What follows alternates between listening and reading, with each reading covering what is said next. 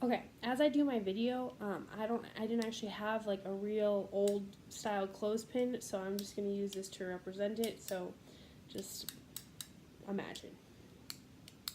All right. Good morning, class. Today I'm going to hand out something to you. You might not know what it is, and you might. All right, hold those objects in your hand, and this object that you may or may not know what it is, along with the story I'm about to tell you and read to you, will help us today as we learn all about a new genre. Okay? All right. Linda was born in 1942 in a quaint farmhouse in the green rolling hills of Kentucky. Like the 8 brothers and sisters who came before her, she belonged to a family that was rich in love but not in money. As soon as she was big enough to walk, little Linda started following her mother around the house, learning how to do simple household chores while singing songs she learned at church. Everyone in the family worked very hard, every day.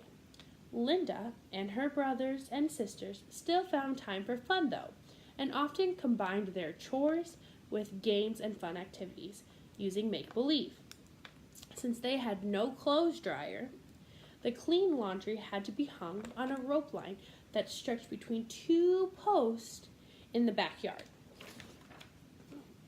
The fresh smelling clothes and linen were attached to the line with a 1-piece wooden clothespin, the kind that was invented back in the 1850s. It was common to see Linda and her sisters and brothers sitting in the grass under the clothes, using the clothespins as dolls. They would take a pencil or a crayon and draw a face onto the clothespin. And then, with the help of their imagination and their hands, they would move the clothespins around, making them dance and jump rope and sing and sometimes even kiss. Each day, the clothespin dolls became wooden friends to Linda and her siblings until their mother would call out to them saying, "It's time for lunch." Why don't we take a moment and I want you to turn and talk to your partners about what you visualized in your head as I told you that story. Good job, class. Okay, so now what I would like to tell you is that some of the story that I told you is true. Linda is my mother, and she was born in 1942 to a big family and had to do chores every day with all of her siblings. She did have to hang the clean clothes on the laundry to dry in the backyard, but I'm not sure if she actually made the clothespins into dolls and made the dolls dance and sing. I do know that people back then did not have a lot of money for toys, and so they turned everyday objects like this clothespin into a toy.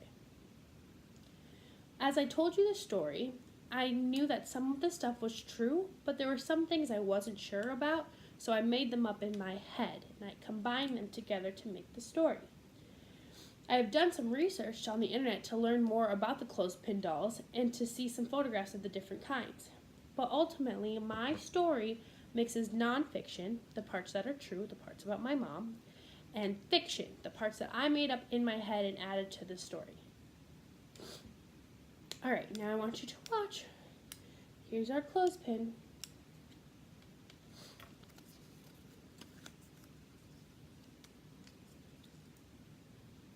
It says historical fiction. This says nonfiction, and this says fiction. What do you think I'm going to do with them? Turn and talk to your partner.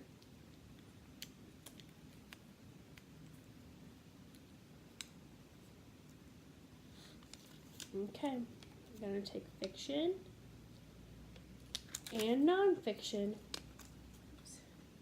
I'm going to snap them together in our clothespin to help us show that historical fiction is a combination between nonfiction, stuff that's true, and fiction, stuff that is made up.